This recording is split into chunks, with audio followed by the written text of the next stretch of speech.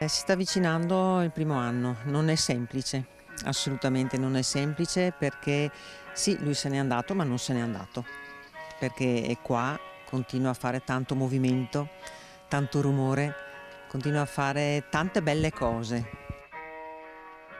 Sammy, Wish You Were Here è il titolo del concerto in programma il prossimo 4 ottobre al Palo Broker di Bassano, ma in realtà è il desiderio di tante persone che vorrebbero fisicamente ancora qui Sammy Basso, il giovane biologo scomparso la notte tra il 5 e il 6 ottobre dello scorso anno, lasciando un enorme vuoto attorno a sé. Uno scienziato che ha dedicato la sua vita alla ricerca per la cura della progeria, malattia da cui era affetto e che l'aveva portato a raggiungere importanti risultati che stanno proseguendo tutt'oggi, grazie anche al lavoro portato avanti dall'associazione AIPROSAB. Così, a un anno dalla sua morte, i genitori e gli amici hanno organizzato un importante appuntamento con la musica dei Pink Floyd, che tanto amava Sammy.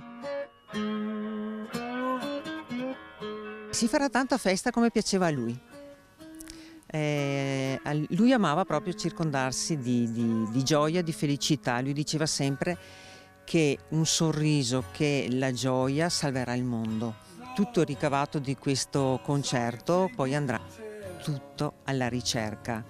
La nostra associazione sta facendo veramente tantissimo. Blue skies and pain. E Sammy, dalla grande fede e dalla grande mente, solo qualche giorno prima del tragico malore che gli è costato la vita, era stato in Cina per un convegno scientifico, dove aveva incontrato anche le famiglie di giovani affetti come lui da progeria. È stato molto importante per lui aver dato a queste famiglie un messaggio molto importante.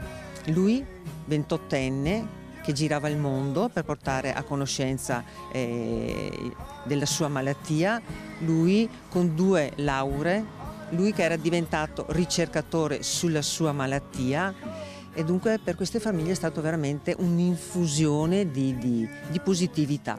Quella positività, quel bene che lui ha dato a tante persone e che sta tornando indietro più forte che mai in un abbraccio a mamma Laura e papà Amerigo. Ci hanno fatto capire quanto Sammy aveva dato loro e quanto ancora continua a dare. Ecco, per noi è difficile, è difficilissimo, però ci aiuta tanto ad andare avanti. Wish you were here.